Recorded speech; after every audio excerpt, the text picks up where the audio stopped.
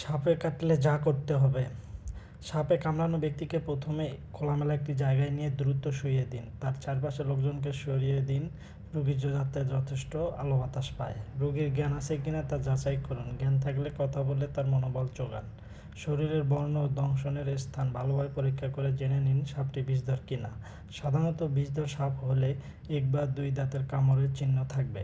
2 এর অধিক দাঁতের কামড় থাকলে সাপটি বিষধর নয়। বেশি নড়াচড়া করলে বিষ দ্রুত ছড়িয়ে পড়তে পারে, তাই রোগীকে নড়াচড়া করা থেকে বিরত রাখুন। সাবান ও পরিষ্কার পানি দিয়ে রোগীর ক্ষতস্থানটি ভালোভাবে ধুয়ে দিন। ক্ষতস্থানটি কোনো প্রকার লতাপাতা, তৈলাক্ত বা ঘি জাতীয় কোনো কিছু লাগিয়ে ময়লা করবেন না। হাত বা পায়ে কামড় দিলে দংশিত অংশ বাঁশ বা কাঠের চটা দিয়ে হালকাভাবে বাঁধুন, যাতে আক্রান্ত অঙ্গ নড়াচড়া করতে না পারে। রোগীর হাতে বা পায়ে কোনো অলঙ্কার থাকলে তা খুলে ফেলুন। সাপে কাটা ব্যক্তিকে সারাক্ষণ সজাগ রাখার চেষ্টা করুন। সাপে কাটলে যা করা যাবে না।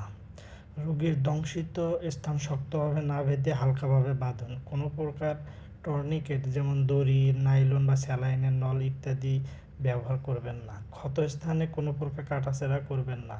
ক্ষতস্থান মুখ দিয়ে চুষবেন না।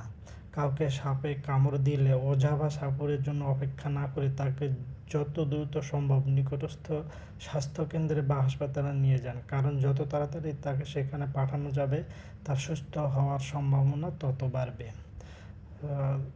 সবার মনে রাখা দরকার, বর্তমান সরকার প্রত্যেকটা স্বাস্থ্য কমপ্লেক্সে পর্যাপ্ত পরিমাণ সাপের অ্যান্টিভেনম পাঠিয়েছে, তাই আপনারা কোনো প্রকার ওঝা বা সাপুড়ের জন্য অপেক্ষা না করে দ্রুত হাসপাতালে নিয়ে যান।